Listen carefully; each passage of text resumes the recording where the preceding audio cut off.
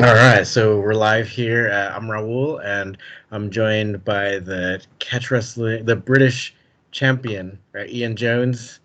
So he's all the way live in Yeah. in the best part of England, right, Yorkshire. Yep. Yeah. All right, well, thanks for chatting with me. Anytime, anytime. No. Uh, uh, yeah, so what going back to what we're on about then with jiu-jitsu, basically, I find that it's good to have jiu-jitsu, definitely, because it gives you an understanding of attacks off back and things like that. But I'm not like really a big fan of pulling guard. Because to me, you've already given them the takedown, and all you've got to do then is cradle them and pass the guard, really. So that's all I use it against, really. Uh, Mhm. I prefer, as much as I do like jiu-jitsu and things like that, I prefer my wrestling. I find it suits my body type a bit better. You know, I suppose you're the same, really, aren't you? You're like short and stocky like me. So Yeah, yeah, I think it's a tall man's sport, jiu-jitsu. yeah, totally right. Like the taller guys would definitely be able to use like their triangle chokes and stuff a lot easier than we can, right? Yeah. Like I say, I like to be on top, me. I suppose it's like how Josh Barnett goes on about. He likes to be on top and making them suffer. And I suppose I sort of look at it with that same principles behind it and things like that. I like to be on top. I'm not. I'm confident when I'm on my back, but I don't like being there. I like to train how I think I'd fight in a real situation, you know, because I think if I start being on my back and you start getting comfortable there, last thing I want is I'm not saying I'm ever have a street fight, but if you ever get into a street fight, you're doing what you do in training, don't you? I think you fight how you fight in training, really. So I try to be aggressive, get on top, and hold positions really, and then look for submissions after I've made them wilt. But Mhm. Oh yeah, and for people who don't know that much about you, I think it's good that we say that you are a Brazilian Jiu-Jitsu black belt. So you're not just like saying like just trying to say bad things about Jiu-Jitsu or anything like that. You're even coming though from. I started off mainly with jiu-jitsu, I love the sport, but I just think wrestling suits my body type. What I tend to do with the wrestlers, if they're a better wrestler than me, which I'm not saying I'm a great wrestler or anything like that. If they're a better wrestler than me, I've got a better understanding of submissions than them. And if they're better than me at submissions, I tend to have a better uh, like wrestling defense and things like than them. So I understand both sports for what they are. And then if they're better than me in all them areas, I tend to be fitter or stronger or more flexible. So I try and aid my training where I'm like an all rounder rather than like just specifically one. Do you understand what I mean? And that's why I probably cross training everything, just so you've got use of all energy systems and like you're strong, you're fit, you're fast, you're flexible. And then also I train my mind as well. I'm a big believer in if your mind's strong, the rest of your body's strong. So yeah, it's all good to know and all good knowledge. Oh yeah. Oh, like I agree 100%. But do you think, or what are some of the main differences that you can kind of list between Jiu-Jitsu and catch wrestling? I think I'm not saying it's slow jujitsu, but it's quite methodical. Do you know, like how they set you up and sweep you and things like that. But all I try and do, I try and use wrestling. So, like, say for instance, someone like pulls guard on me. I'm a big believer in not letting them have wrist control because if you've got wrist control on them, I can't think of any submission they can do if you're controlling their wrists. And Hmm. it's you stood up on your feet. If you've got their wrists, realistically, they shouldn't be able to take you down. So it's all Hmm. basic. What it's basic how I think. I always think if they're on the back, keep them flat on the back. If they're stood up, control the wrist. Don't let them have head position on you. And just keep my hips back and arms in. And I just try and think. Sounds daft. I try and think like a T Rex. Short arms, neck Hmm. tilted, back, and that's where I wrestle on the floor and stood up. Really. Hmm. Yeah, yeah, that's like, I try not to let anything stick out. Because obviously, if you leave your head hanging out, you're going to get guillotined. If you leave your arms hanging out, you're going to get armbarred. So I just think short arms, neck tilted up like a wrestler, back nice and strong. And you shouldn't, so that's what I do when I'm on top.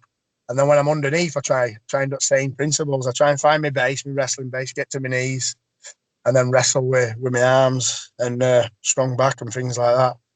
But I do believe you've got to have a good guard because, like, I think it was Johnny Book once said, and it all really stuck. I saw it on I think it was podcast or something like that. He always says you can have a really good double leg and things like that, but eventually you're going to get took down, and there's going to be someone who's a better wrestler than you. So it's good to have an understanding of guard and have a good guard. So I think that's a good thing. What I took away from listening to him, I think it was Johnny Book anyway.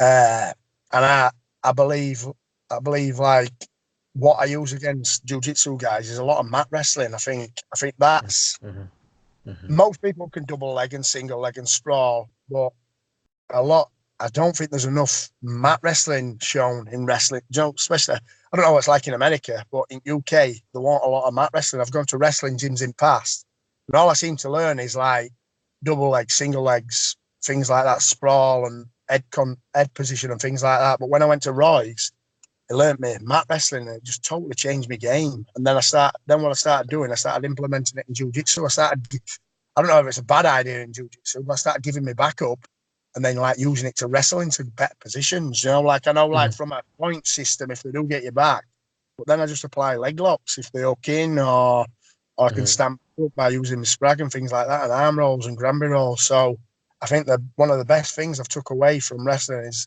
the mat wrestling. I call it the invisible stuff really, because no one really praises it. They don't say, "Oh, look how he's got back up to his feet" or anything like that. It's like normally, "Oh, look at that triangle, look at this, and look at that." It's underrated, I think, mat wrestling, and that's why I like it. Oh yeah, and I think that is like that is the part that people don't understand. That is the major part of catch wrestling. That is the wrestling part of catch wrestling, and because I think most people just see maybe someone trying to put a video or some kind of lock flow thing or something, and they don't understand that you know you basically need the wrestling or the mat wrestling to be able to even get to these lock positions or joint lock positions. Yeah, I also agree, like kind of what you're saying, where it's like I don't necessarily mind giving up my back because, um, like, say it might be problematic in like a IBJJF Yeah, competition, or it's like I've given up a lot of points, but they've also really like they've really invested a lot. Like if they got my back, then they got their arms around me, they got their legs, maybe they hooked in or one hook in. They're trying to get two. So if I can, there's a lot of like things that I could do to take advantage of that situation. I could, and quite often I'll actually go for a straight arm bar, or actually I'll reverse them with a double wrist lock even because they've invested so much in trying and thinking that they can get a rear naked choke or something, but they've really given me a lot of their arms or even leg locks as well. yeah. I think difference where like obviously gi makes a big difference as well because you've got more handles as well. But I've started to implement me like I can see things from like a wrestling perspective now, how I can use it in a game, things like that. So I try, even though I teach jiu-jitsu, it tends to be a lot more wrestling based how I teach it as well. That's another thing. I suppose people won't call it jiu-jitsu. But I just try to have a good understanding, like a jiu-jitsu, like with different guards, like De La Riva and things like that. I think it's really good and things like that. But when I see it, I see the legs flailing about, like they're giving me the legs and things like that when it's De La Riva and things like that. I'm saying there's nothing wrong with it, but I wouldn't be doing it. It just scares me because you're just leaving your feet dangling there, aren't you, to be bent. But I really do I like them both. I like both sports, and I think you've got to have both sports. But I think what's going to happen in the sport eventually, I'm not saying gi's going to die out, but I think more people will be drawn to no gi because it's a faster pace and it's a bit more exciting. And I think you'll see a bigger influx. Like you've got got a lot of guys coming in now with really good leg locks and things like that. But I think the next influx is going to be wrestling, isn't it? Like I think it was you were saying with John Strickland. I think you'll get a lot more wrestling based and things like that. And like I know, like America is really. Oh, I like. I think like England's underrated for wrestling. Everyone says there's no wrestling in UK, but I think once you go to Manchester and places like that, some of the best wrestlers I've wrestled with. Like I can remember I went to the States once and we were in Vegas and I went to a wrestling gym and to be fair, I couldn't even wrestle. I was just like an MMA guy with I was more a striker and things like that. And I did really well against all these like wrestlers. I think it was just my fitness and my strength really what saved me. But then when I went back to UK, I thought, oh, I can wrestle. So I found a wrestling gym in Manchester. And I dropped on these Iranians and they threw me all over. And I thought, I'm going to have to learn now. and in UK, there's some really good wrestlers that you don't hear about, like really, really, really good wrestlers. And it's all in Manchester area and Lancashire and Wigan. In that area, it just seems to be an hotbed for wrestling. And it's same with jiu-jitsu. There's some really good jiu-jitsu guys from that area as well, Manchester. Yeah, it's. I think eventually UK will catch up with wrestling. Been a few years, but definitely catch up with wrestling.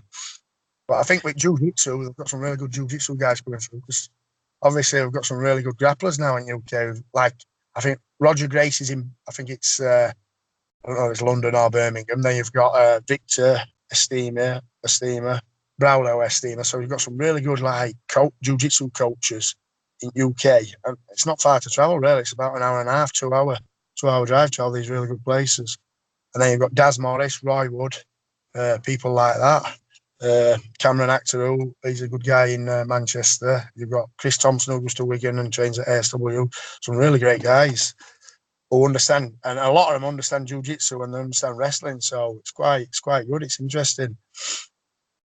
Yeah, and that's the thing too. Yeah, how you mentioned we were talking about that, where even Craig Jones, the really famous jiu-jitsu practitioner, was saying that the next innovation in no-gi will come from wrestling. But I think in particular, like say like the mat wrestling stuff that we do in catch wrestling, that's still not quite so widely known, and especially like if someone comes from like a freestyle wrestling background where they're not trying to fight back up. They might just get used to like pancaking out, just being flat once they get taken down.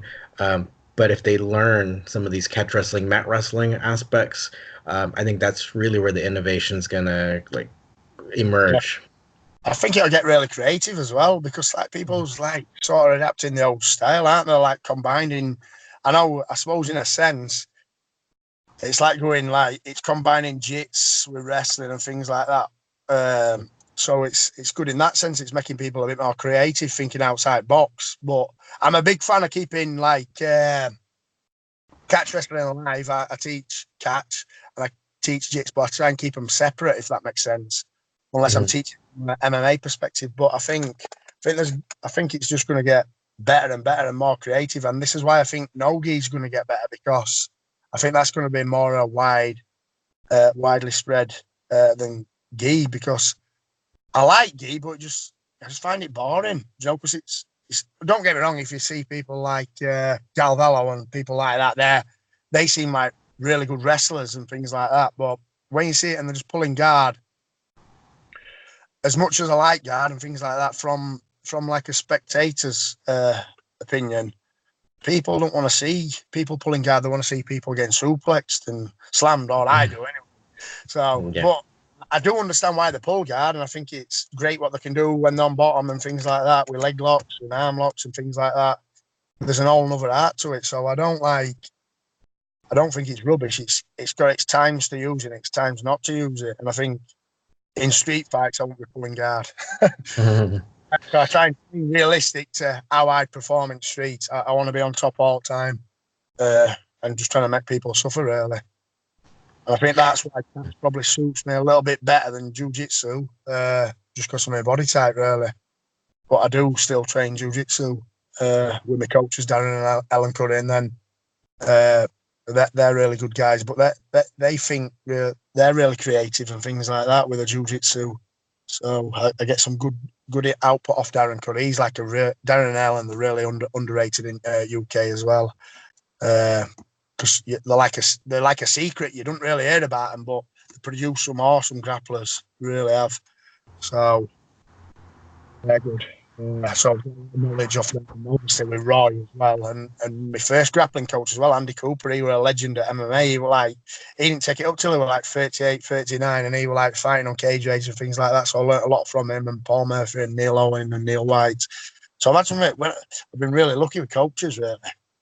But I think wrestling has opened my eyes, especially with Roy Wood. Unreal. With that being said, I mean, do you think that like some people believe that Brazilian Jiu-Jitsu is in a gi, like when it's grappling done in a gi, and then no gi could be it's entirely separate sport. Like, Yeah, I think it can be. I think you get like, I'm not saying I'm brilliant in gi. I'm not saying I'm crap in a gi. I prefer no gi just because of my style, and I just think the handles are different and things like that.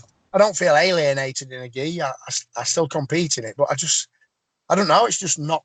Even though I have competed in it, it's just not for me as such. I like mhm. no gi. I like that fast pace, like where you're slipping all over and you don't know, like, because I think in no gi you can make a lot more mistakes in a sense because it's slippy and you can like fall off people. Whereas gi, if you get a guy who's got good grip and they're really good at slowing you down, it's good. But they've both got the purposes. I think they're both. I think you've got to train both to understand them. I think you've got to have an understanding of everything these days. Do you know, like in competitions, I've had people pull guard on me, and then I've had people try to wrestle me, and I think you just got to understand everything. And I think that my goal is just to be as well rounded as I can, whether it be striking on feet, boxing, wrestling, jiu-jitsu, fitness, flexibility, everything. I just try and have that all-round area, so I've got all bases covered. And I think that's where you've got to be as an athlete. And I think mentally, I think that's the strongest point there, that you've got to be really strong mentally, not wanting to quit. You've always got to be stubborn. You know, Mhm. the game of chess, isn't it? Really. And Yeah. I just try and outwit people, outthink them. You know, I try to be clever. It's like a lot of people are going about predators and prey. Sometimes you've got like eyes at front of the edge, yeah, predator, aren't there? I think it was a wrestling coach, and I think Chris Crossland spoke of it as well. I think eyes at front of the edge, yeah, predator and prey. I think you've got to have both. You've got to be cunning at the same time, and you've got to be like a predator as well. You've got to be able to outwit people and things like that. And that's what I like about catch, because it's just a chess match, isn't it? It's like a game, Mhm. really. Just trying to outwit each other, whether Yeah. it's you can feel that you're tired or strong or weak. I love it. I just love the aspect of it. Just competition, really. And my thing is, at the moment, I'm like 40-year-old now, just turned 40. So my thing is, I want to go in with our best guys. I just want to. So like, I fought John Barnett, and that was a big eye opener for me. I thought, because sometimes you doubt yourself and you think, how would you do against these guys and things like that. And I felt like I did really well against Josh. And I want to wrestle our best guys like you. Like there's Curran, there's loads, isn't there? There's loads of really good guys out there who I'd like to wrestle. And I think I don't like people say, "Oh, so and so's better than so and so," but I don't believe in that. I think one part of things it's on the day, whoever performs best on the day, and the other part, styles make styles. You get someone who's really bendy, and they might not have been against someone who's really bendy, or you might get someone who's really freakishly strong, or has a good double leg, and you've never come across that double leg. And that's why I just want to test myself. I want to test, and then I'll just go away. If I lose, I lose. If I win, I win. You go away, you learn about yourself, you know, and that's what I want to do. Like I say, I was really excited for that bout against Curran last year.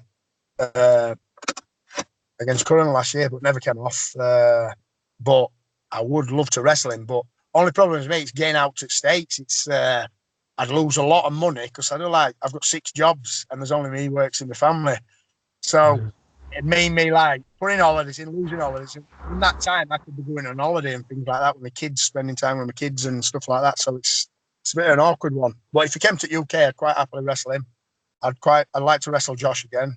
I'd love to wrestle Sakuraba just to see how I do against him, and Frank Shamrock as well. Do you know, like they're all legends to me. You know, like I'd love to wrestle any one of them. I don't know where I get smashed, but I like testing myself. So I think you've done, don't Yeah, and I think that's part of the mental aspect that you're talking about, where it's like you're not necessarily like making yourself scared. It's like you want to see what would happen. You know, it's I like want to you grow. could, I want to grow.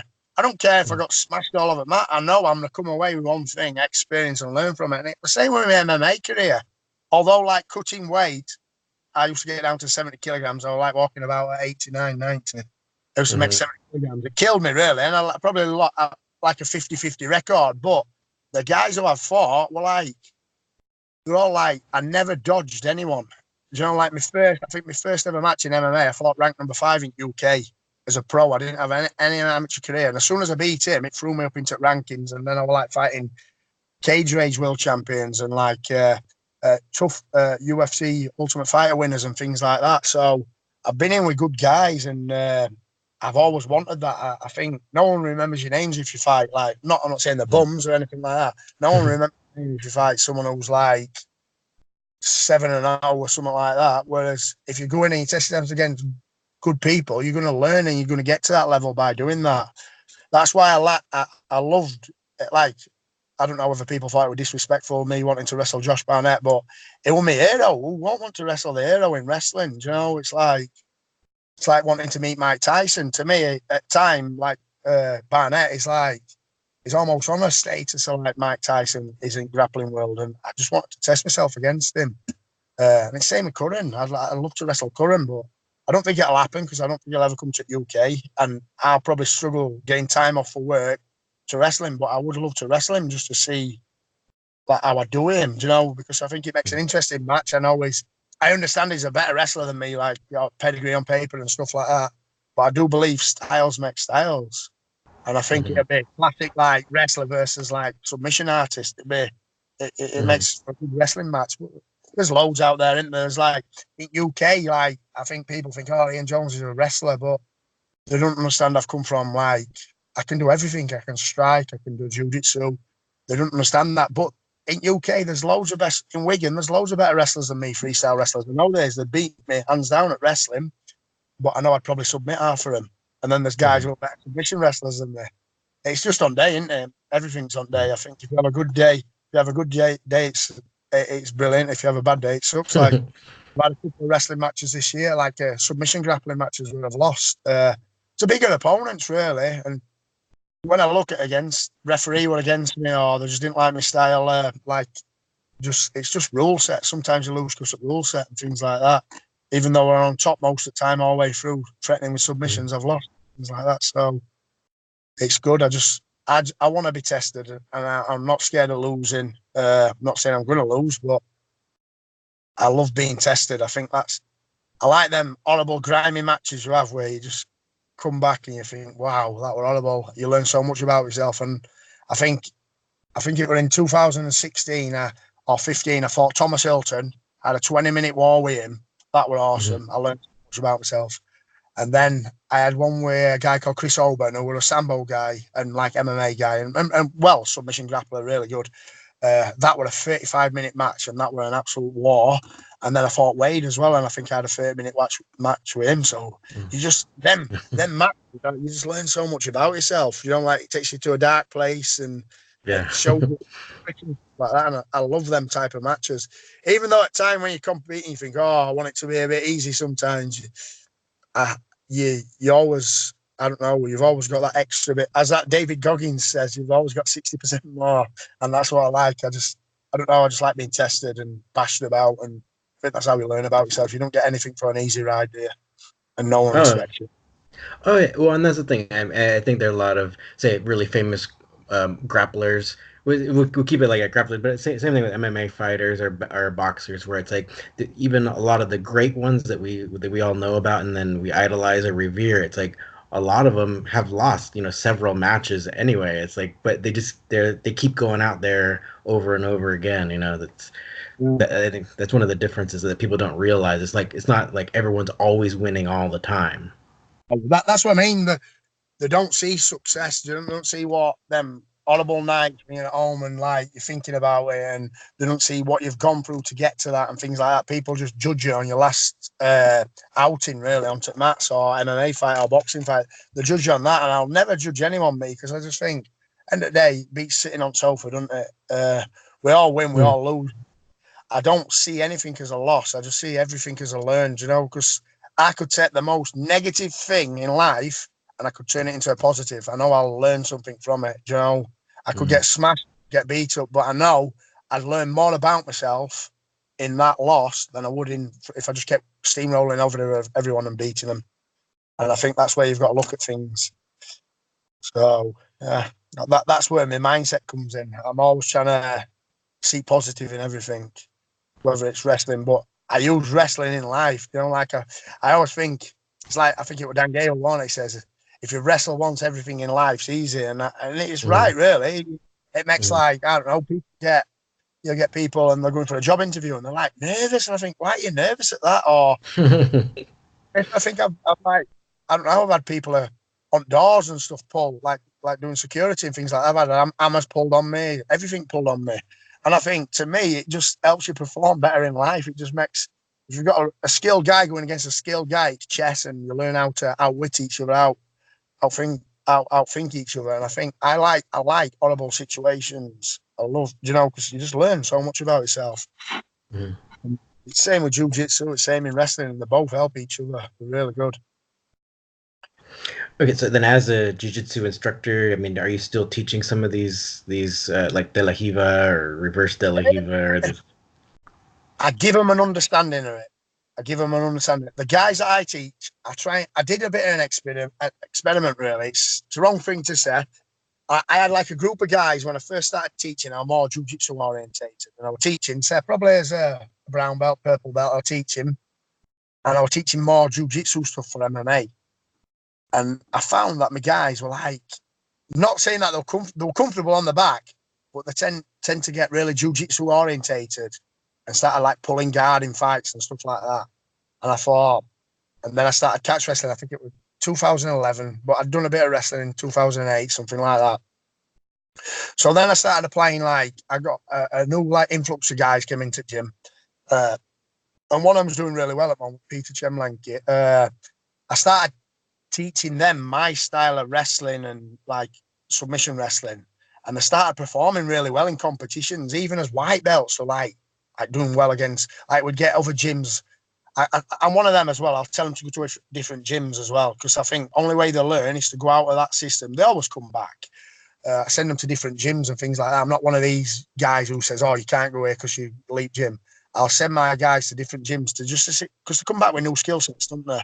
And it tests it against me, and that's what I want, really. To be fair, but what I found is with the guys who are teaching like catch or like my style of submission wrestling, they were performing really well in competition. So I've sort of like don't change what isn't broke now. I'm a bit so like I give them an understanding of jiu-jitsu. Like I'll show them triangles, like your basic locks and things like that, basic guards and like your De La Riva and things like that, and lasso guard and stuff like that. And then I just show them how to beat it with using wrestling as a sense. And it just boils down to simplicity. Don't let them have wrist control. Keep them flat on the back, head positioning and things like that. It's just wrestling on floor. That's the way I see it. And when you get them on floor, pin them, make it suck, make it uncomfortable, and just give them pressure. But a few guys, I've gone to jiu-jitsu gyms and things like that before, and a few guys have said, "Oh, you can't do that. It's rough. You can't do this. It's not IBJJF." But way I see it, if they tap into pressure, they've been pressure tested, So I want my guys to be pressure tested and battle tested, really. Do you know what I mean? Mm-hmm. Like with Nikes, if they've got a shiny suit, they've never been tested. Yeah. So that's the way I see it. So I prefer them to learn hard way, and like, like I've seen a guy going to say, I don't know, say for a white belt, but I felt like you're a blue belt. I sooner put him in blue belt division and him have a really hard fight, learn more about yourself than just steamrolling through white belt division and things like that. Because you do get that, don't you? Sandbagging, you get a lot of this country. There's like guys who's like been blue belts for about 10 years, and you think, wow, and they're like smashing every blue belt in country. But what they're learning from it? Not learning anything, are they? So I'm a big believer in like in that really. So, but yeah, so as far as the guys who I teach, I tend to teach them like me. It's not my own style because it's just what I've stole from other arts and what's worked for me over the years. So I try and show them what works best for me. But I'm really good at adapting to like the people's genetics as well. If you've got like a tall, lanky guy who's not gonna who's going to spend a lot of time on his back. Sometimes I'm not saying lanky guys are weak and things like that, but a lot of time backed up by these short, stocky, horrible wrestlers. So I've started like developing ways for them how to get up on top and like using jiu-jitsu to get on top and things like that. So I'm good at developing people's skill set for how they are really. So to the body type, because I can like look at him and think, well, he's not really going to be like say like I've got one guy who's fought in UFC actually. Neil is an absolute beast. Neil Wayne. He fought Shane Carwin. He's built like a bull, like a big. Honestly, his wrists are thick, his hands are thick. He's like a strong man. He's not going to be doing flying triangles, so obviously his game's going to be different. A guy who's got long limbs, like I'm trying to think who other guys are. I've got another guy who's really small, and I've taught him is like loads of mat wrestling because he's that small and fast. He keeps him moving with mat wrestling. He seems to. It's a bit like Uriah Faber, really. He seems to catch him in scrambles a lot. So I think it's good in that sense, learning how to like wrestle to their genetics, things like that. Whereas like Neil is like Jeff Monson. When he gets on top of you, you're not getting him off you. He's like a bear. So I think it's knowing your athlete, isn't it? And not only that, knowing the mindset, whether they're an emotional guy or a really placid guy. Some guys need to be switched on when they're competing. You need to like get them really fired up. Then other guys, like me, I like to be really calm and laughing and joking because I can perform better in like in a laughing mood. So like when I'm enjoying myself, I'm almost a bit like Sakuraba. I like to be in that playful zone, that fun zone where some guys want to be like Mike Tyson, want to rip your head off and kill you. I'm not like that. I like everything to be loose and just, like relaxed. And it's knowing your athletes and knowing the genetic types and the builds and things like that, how they're going to perform, what works best for them, really, isn't it? Oh yeah. Well, do you have any competitions coming up? I'm a bit fat at the moment, so I'm about 96 kilograms. So I'm gonna do Snake Pit, Snake Pit International Tournament, which is in November, I think it is 1st of November, because I was meant to be going on holiday to Florida, but my daughter don't want to go, so I'm glad in a sense. We booked it, but she don't want to go. But then Curran texted me and asked me to go over in November, but obviously, because tournament in Wigan, I want to do that. And then there's, I think it's Naga back end of month, so I want to do that as well. But I'm setting myself up for a new goal as well. I'm fancying in that liftway. Have you seen that one? That liftway, is it? Like, it's bare knuckle Thai boxing with headbutts and slams. You on? I don't know what it is. I just like to test myself at these different crazy sports just to see my martial experience helps me. So I'm constantly seeking that new buzz, that new challenge. So I fancy having a go at that. Oh, just to say I've done it because I'm like I say, I'm 40 now. Whereas when I was younger, I'd never fight bare knuckle when I was younger because I think you're just going to get your face cut, you're going to get scar tissue, blah, blah, blah. So if I go into MMA fights and got hit with a jab, that's your eye gone and it's going to hinder you. But now I'm 40, I think I'm not going to win no modelling contracts. I think I'll just compete anything now, so that's my next goal. Whether it's going to be this year or next year, I'm probably a bit heavy for striking at the moment, so I'd probably like to come down to about 85 for striking. Like when I'm wrestling, I like to be about 90. I don't know why, over 90. My probably best weight is probably 91 kilograms, 90 kilograms. I like to be around that weight, so I'm agile, but I'm strong as well. So, but I think if I fight this lift weight, I'll probably come down a bit lighter. But yeah, I think you've got to just test yourself, haven't you? Yeah. And it all boils down to one thing. I'm just trying to have an understanding of all these different martial arts and things like that. Because like everyone thinks, why do you do it? I do competition just to test me. I don't do it to beat anyone. It's not for my ego or anything like that. It's more about me. It's more about challenging myself, how I react under pressure and things like that. And then it boils down to one thing, realistically. I believe like everyone's a fighter in their own way. I think it's Enzo Gracie who says it. Is everyone's a fighter. It's good to be a fighter. But only way I think you value yourself is if you know how to fight. Because at the end of the day, if you've got family and kids and things like that, if someone came and, I don't know, did bad things to your kids and family and you can't fight, you don't respect yourself. And that's why I always believe in doing these different martial arts and being strong and fit and stuff like that, because you've got an understanding of what you can do in a bad situation. I'm not saying I'm a trouble causer, but it's good to see how you're tested in these areas. And even in my job, like my job, I work as a gym instructor, like in gyms. So I take a lot of classes. So that covers my fitness and my strength and conditioning because I'm always training. And then when I work as security on doors. So that keeps me mentally strong because you get approached with people with knives, with glasses, big guys, scary guys. So that keeps my mind on edge. So it's keeping me in that zone all the time. I know it's probably a bad thing to be in that zone all the time. And then obviously my martial arts, that's testing my my fitness, my skill set and things like that. So this is why I've probably chose my jobs as a way of life to be able to fit it all in with my life and things like that. So I'm very lucky in that sense, because I'm like passionate about fitness. I'm passionate about wrestling. I'm passionate about Thai boxing, and I'm passionate about developing my mind. I think that's the biggest aspect in any sport, controlling your mind. If you can't control that, you can't control your body or your mind. So I've got some weird views, but they all work for me. I don't know. It sounds great. Sounds good. And yeah, if you ever want to come out to LA or whatever, because like since we do have like the no gi worlds and we have gi worlds and stuff all out here. When I was a bit 40, I'm thinking, I need to do this, I need to. I feel like my life's just like speeded up all of a sudden. Even though that's another thing, I'm 40 now, and I don't feel 40. I feel like I Mhm. train with lads who are younger than me in gym and probably fast and athletic, and I don't feel, I don't know if they're going on it easy on me. I don't think I think they're trying to kill me, to be fair, but that keeps me sharp. And everyone says, oh, when you get to 40, you'll start to slow down. I just feel like I'm an 18-year-old kid. Yeah. Uh, yeah, I've got odd injury and things like that, but they're not bad injuries. I feel now, if anything, I feel better than what I've ever felt in my life. I don't know whether I'm a late bloomer or whether it's because I've never sat on settee and not done anything. It's probably because I'm lucky and I don't go home from work every day, just sit on settee, drink beer and things like that. I've always led an healthy lifestyle, I suppose. So don't get me wrong, I'll eat rubbish and things like that. But not I train, So I think that's kept me almost feeling young and strong and fit and mentally as good as I've ever been. So I suppose that's a good thing, isn't it?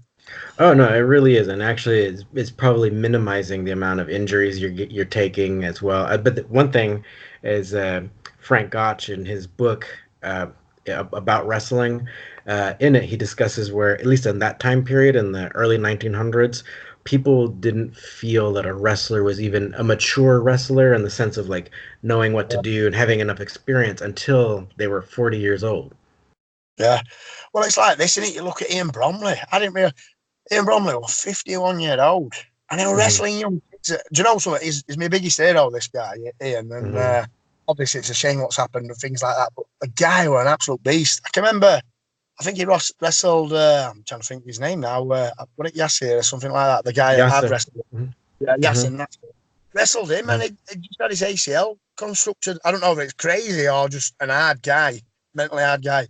He had his ACL done and wrestled him and beat him, and he was still. He'd only been out having his ACL operation 3 weeks, and I just think, wow. And it makes you realise how mentally strong he must have been to be able to do that. Because most guys would have been feeling sorry for him, sat on settee, and then he snapped his collarbone and Hmm. wrestled. For British, I think he wrestled for British title, uh, and his collarbone rang. He went to see a specialist, and says it's the worst shoulder operation injury they've ever seen. His collarbone, it come away from his chest, off his Hmm. clavicle, things like that, just tore off. Massive bone out here. And it says, if Hmm. you wrestle, you might not be able to wrestle again. And he wrestled. And after that, he Hmm. says, I've retired. And then year after, he's wrestling again. I think, what a Hmm. crazy guy. But the guy, Yeah. he's just an absolute legend. And you know something? Roy and him, I've learned so much off him. I don't know, I've learned so much off, mentally, I've learned so much off Ian Bromley. And like, technically, Jesus, man, they were like, if he'd have put his stuff out there on internet, it'd have changed grappling. His ways were unbelievable, and it was a little guy. He wasn't a big guy. His Yeah. technique was fantastic. Everything about him was awesome. It's just a shame what's happened to him. And do you know all I can think is all that knowledge has gone as well. It's crazy. It's upsetting when I think about it because I was a really good friend here, and they were Hmm. probably one of the best guys I've ever met. Do you know, like it just when you meet people in life, you're one of them guys who are just genuinely clicked with, but unreal. I just wish there had been more stuff out there about him because he didn't, like he kept himself under radar. He didn't go on internet or Yeah. out like stuff were unreal. His technique and everything changed my game. Him and Roy, and well, just everyone I've trained with, all the coaches, jiu-jitsu coaches, everyone, and my Thai boxing coach. I learned so much about myself mentally. He passed away as well, Steve Adams, and another coach. I learned so much about myself, and I think this is why I like different sports because you meet these. I call them one percenters. Me, some people might be crazy guys. I don't know. The one percenters in life, you meet them, and they just think differently outside box. Mentally strong, things like that, and I love these guys. Like you're one of those guys who are one percenters. You're out there doing it, testing yourself, and I just think it's unreal. And I like surrounding myself with these people, these positive people. Like I'm a big fan of John Strickland as well. I like where he thinks. He's like another legend in catch, and I'd love to be around these guys, John Strickland and his coach as well. Wicks and. The other guys, Bromley used to tell me about Husky and people like that. And you think, wow, I'd love to have met these guys, and just that's why I felt fortunate meeting Roy and Billy Robinson, and obviously in Bromley and people like that. And there's some awesome guys out there. I just want to tap into their brains and nick all the knowledge really, and keep it going. Help keep catch alive. It's hard, isn't it? Yeah, yeah, it is. Especially with since like in particular like jiu-jitsu and nogi is like they've really created a world unto themselves, and they just dominate right now. So it's like yeah, we have to really try to keep the real wrestling alive. Yeah. But do you know the funny thing what makes me laugh about grappling? That like I don't know, say I'm not saying anything about Eddie Bravo because they're awesome. Like Twister, it's like a wrestling move, isn't it? Do you know, like and it did so and stuff like that. And I know he did wrestling, didn't he, Eddie Bravo and things like that. But there's like every so often like a move will come out and people say, oh yeah, it's a new move and it's been reinvented. But these old guys hundreds of years ago were doing that. Do you know, like spladles and like that, and like banana splits. Everyone seems to think they're new moves, but they've been about hundreds of years. They're not new moves, just like they got lost. And I suppose Yeah. it's a shame, really, because with catch wrestling in the UK, I think only reason why it's become a lost art is because, for one, it's an hard sport. People don't want the necks cranking off and things like that. People get maimed from it. So they think they play sports like football where it's like a bit mamby-pamby, a bit soft. And they think, right, there's money in football. They'll play football and stuff like that instead of doing boxing and stuff like that, which is, to me, I think like this goes back to my prehistoric way of fighting and things like that. I think everyone should be able to fight or throw a punch at least. I don't know. It's one of them things. It's like on my list. I think even women. I think women should do catch wrestling. I think they should do jiu-jitsu. It's like my daughter. I'm teaching. I know it sounds wrong. I'm not brainwashing or anything like that. I'm like trying to get into her head, thinking positive from a young age, because like now people on social media, they're soft and things like that. They get things said to them and they start crying and things like that. And I'm trying to make my daughter mentally strong, physically strong. And that's why I'm trying to get her involved in sport like wrestling and Thai boxing and boxing. And when I talk to her, I say, what do you want to do? She says, I want to be a fighter like you. I want ears like you. So I'm like, most like me, like, no, I want her to be a princess. I think, no, I want her to be a strong, independent woman. I think sport in general, like things like boxing, wrestling, Thai boxing, catch wrestling, they make you, and jiu-jitsu, they make you a tougher person mentally. I think everyone should do it. They're my view anyway. I think everyone should do it. Even at young or old, I think we should just do it. Yeah, oh, I agree, and it can keep us young, as we age, So it's just good for so many things. Yeah, I don't know. I just think you learn so much about yourself. You've got to pressure test yourself in life, haven't you? Just in general, like that's why I like competition. I try and do at least 4 competitions a year, 5 competitions a year, one every like 2 to 3 months. Like this year, I think I've done 3. I did like a grappling tournament at the beginning of the year, February.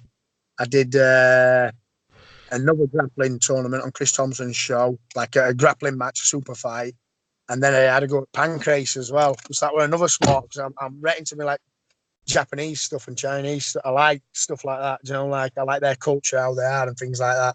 And I think that's why I'd love to wrestle Sakuraba. I don't know if he was retired or what, But I'd love to wrestle him just because I like their culture, how they are. They're like crazy, they're mad, and just awesome. It's weird, isn't it? I just want to all the time. I just want to be tested, and that's Yeah. why I like to wrestle Curran. I like to wrestle Josh Barnett. I like to wrestle Frank Shamrock, Ken Shamrock, all these. Anyone, Randy Couture, anyone. I just think, bugger it. You're only going to learn so much about yourself. Hmm. And not only that as well. Like when I wrestled, I learned a lot about myself when I wrestled Josh. Like I wasn't expected to go distance with him or anything like that. He outweighed me and things like that. But I know in my mind I could like stay stood up with him. And my game plan with Josh was to use my fitness, my speed, my athleticism, and take him down last minute and pin, like look for a pin or look for a sub. Because last thing I wanted is him on top of me. He's a big dude, isn't he? So I Hmm. didn't want him on top of me. So I learned so much about myself there, like thinking, well, like you can put things into perspective. Like he beat Dean Lister, didn't he? Obviously, I don't know how it got to the floor with Dean Lister. I think he might have pulled guard and went for a leg lock or something like that. But I thought I learned like through what I like watched a lot of his matches. I thought, well, I'm not going to be dropping to my back wing because I'll get pinned by him because he's a big guy and he's just going to make me Hmm. suffer if I end up on my back. So I thought my whole game plan was just to stay stood up with him and then try and put him on his back last like 2 minutes, last minute. But obviously I left it a bit late. But it were awesome just to wrestle him. Like I felt privileged to wrestle him, and I went up to after him. I felt so like I respect him so much because he's done a lot for sport and in MMA and catch and things like that. So it's great. But that's why I always just want to test my sense against these good guys. Like. But I just don't. I'm not one of these guys who goes out shouting about it. I suppose Hmm. Curran's. I'm not no disrespect to Curran. He's a great guy, and I understand why he does it because it gets him out there. It's a bit Conor McGregor-ish and it gets him out there. Whereas I'm one of them, I like to let me talking stay on mat. I'm not like a smack talker or anything like that. I like to keep me wrestling on mat. If I win, I win. I'm humble in defeat. I'm humble if I win. I'll not be like making a noise about it or anything like that. And I think you've got to conduct yourself well in sport. People do it differently. I'm not saying Curran's a bad person because he's a nice guy. He's got a kid and he's a great guy, and what he's done in sport is really good. And when he wrestled in that tournament, he fought some big dudes, didn't he? And it showed he's got massive heart, and that's what I like about him. He's like game, and I think that's why it'd make a good match me and him. Don't get me wrong, I'm not saying he's not a better wrestler than me, because he probably is, but I think I've got more submissions than he has. So we're both a threat to each other, and that's what I like about. That's what makes an interesting match. If he went out and pinned me, or I went out and threw him and pinned him, I don't know. It'd be interesting. But I'd like to. There's other guys who I'd like to test myself. I think my favourite guy who I really would like to wrestle is Sakuraba, definitely, and then it'd be Frank Shamrock, and then probably Curran. But I know they're like probably past. I'm not saying they're past their best because they're fit guys. You know what I mean? But Hmm. I'd just like to wrestle them just cause who they are. Do you know what I mean? The legends, aren't they? Hmm. Have you got any guys like that who you'd like to wrestle?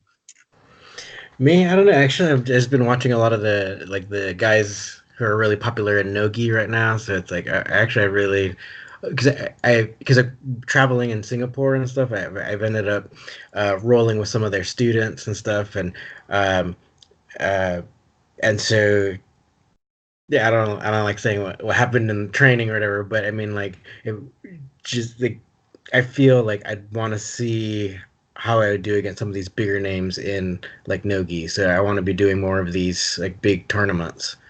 There's a lot of, like I said, there's a lot of guys that you don't hear them. You just think, wow, some great guys like Daz Morris he's absolute like a lot of my friends train with him. I love to train with him. He's from I think it's Atherton, ASW, and he's another guy. He's like I can remember watching like stuff years ago and seeing him at like shows behind the scenes and that, and I'm watching him from afar and I'm thinking, wow, what a guy. He's like, but like you don't hear him in the unreal. Mhm. Absolutely unreal. Like Des Morris, like obviously Roy's another like back in there, Ian Bromley. But like you just get them guys and I don't know if it's because of social media, there weren't any social media out there, but there's some absolute beasts who you don't hear about. You know, Mhm. like they call him the Northern Legend is like he's a beast and he's a big dude as well.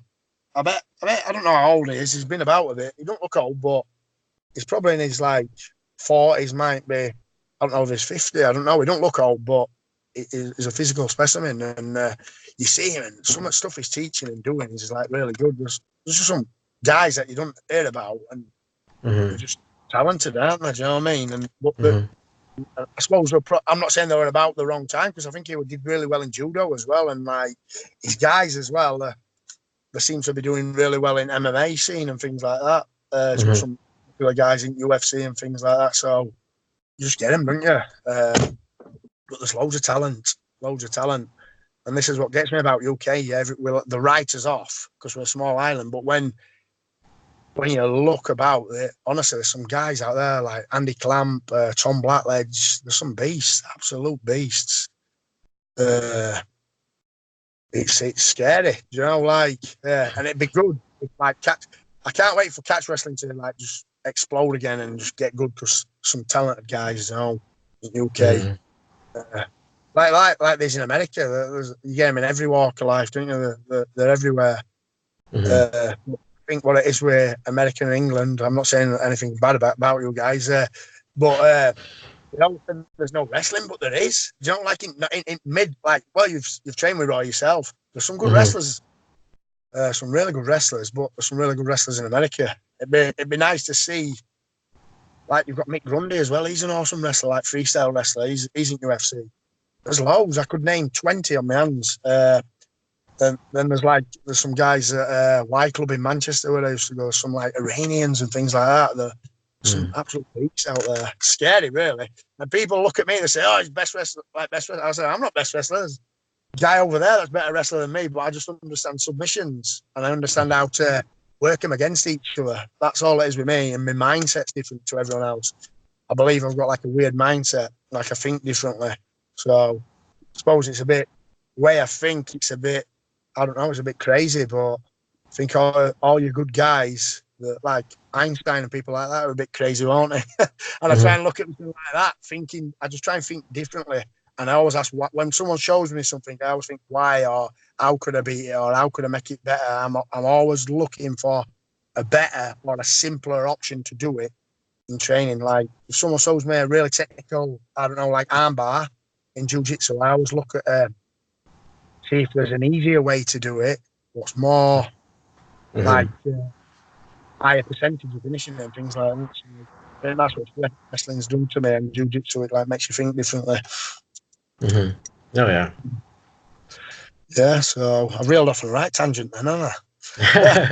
No, it's all interesting, and I think you're kind of putting it all together where it's like, yeah, it's a big mix of not only your training, but it's also like the athletic training, and then the mindset, which is, I mean, the mindset I think also kind of comes later, like once you have kind of like the expertise level. A complete novice might not be able, like, or they might be calm and focused or whatever, but I mean, they still might not win, without the whole athletic and the technique right under their belt. Yeah, but I think you're already at that level where it's like you got the fitness going, you got the technique already there, the expertise, and then now you just got to focus on being relaxed and calm. Yeah, I think that's what it is, and just putting yourself in bad situations. That's how you learn into it. It's I don't know. When I was younger, I really, not negative, but I was a bit. I think it was because I was really badly bullied as a kid, me. So it sort of like beats your confidence out here. But then I found martial arts and it built me up. And like now, I think I'm glad I got bullied, because it makes you stronger. Because I don't know, it just makes you a better person, doesn't it? You know, when you've been bullied, you know what it's like to be bullied, so you don't bully anyone else. And not only that, it just makes everything like in life easy, really, because if you've been bullied and things like that. So that's why I've always tried to make my mind as strong as I can. It's a weapon, isn't it, at the end of the day? And if you can't be beating your mind, your body can go further. And that's why I try to do it. I'm always trying to train my mind. Every day I'm watching something crazy, something positive, you know. I'm like believing in stuff. I believe in that law of attraction, The Secret, and things like that. And I'm always thinking differently and things like that.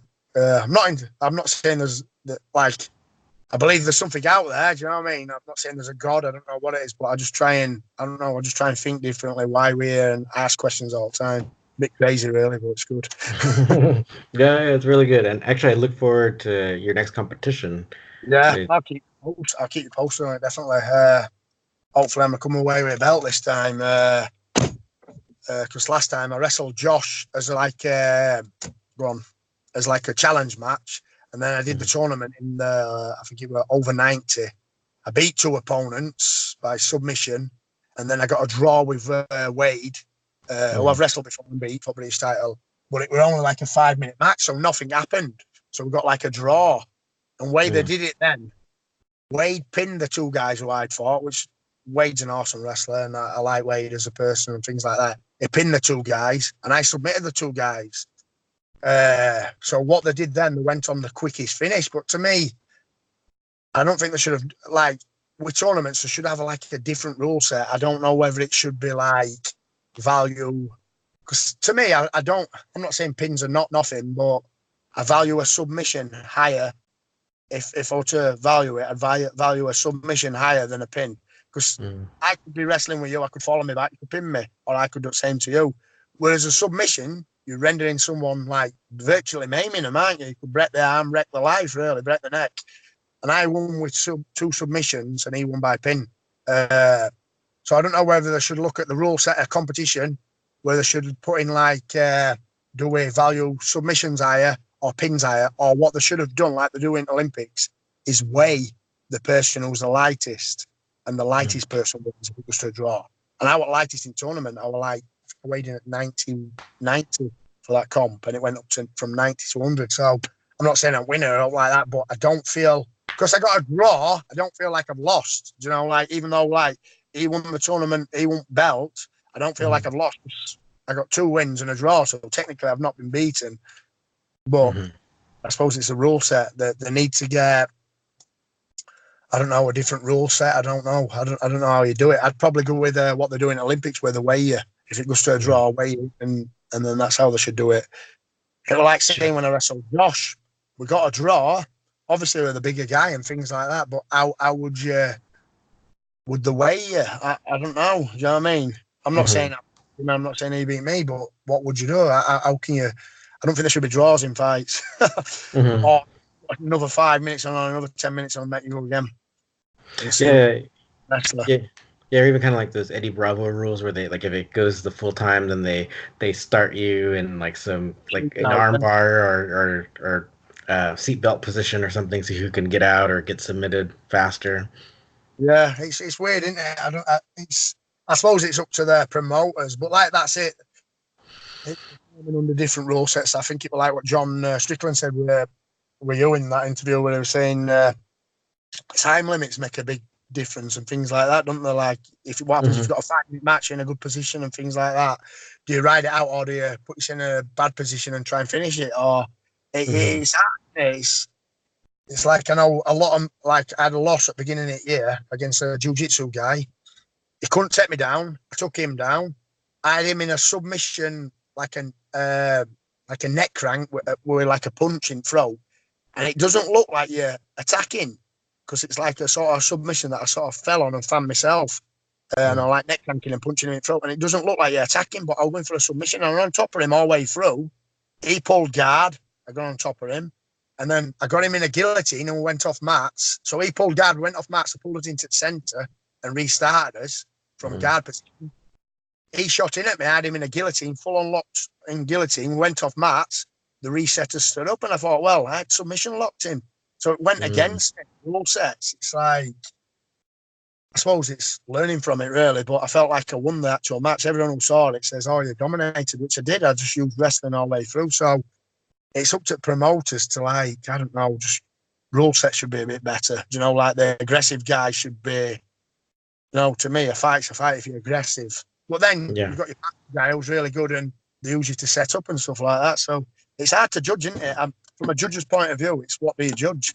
And if you favour jiu-jitsu as well, it's like, it's crazy. I think someone needs to come up with a rule set. I don't know. I suppose time will tell, really.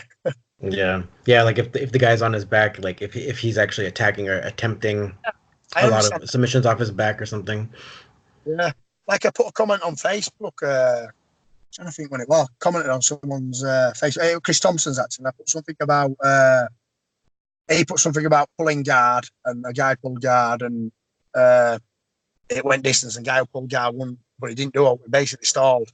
And everyone commenting, I says, I'd sooner be thrown than pull guard. I'd sooner, say if I were wrestling a really good judo guy or wrestling guy, and I know a really good, I'd sooner fancy my chances stood up and catching him in scramble than getting thrown and getting hurt than pulling guard. I just won't pull guard on anyone. It's just where I am. I pulled guard once in a competition and I lost, and I'll never ever do it again. And it's not anything against guard. You've got to have an understanding of it. But this guy, it looked like, I don't know if I upset the guy. A guy commented, everyone else were putting stuff about it, and he commented on mine saying, well, it's different if you're going, why not pull guard if you're going for stuff? And I understand, yeah, if you're going for stuff. But some people just pull guard just for fun of it. My wife's back. I'll probably have to leave it at that if that's all right. Is that all right Sure, for sure. you? Yeah, totally fine. Totally fine. Thanks for talking. For Good to speak anyway, and I hope I haven't chewed your ear off there. And always good to see you as well. yes, likewise. All right. Well, thank you very much. All right, then I'll see you later. Sure Bye. thing. All right. Bye Bye. bye.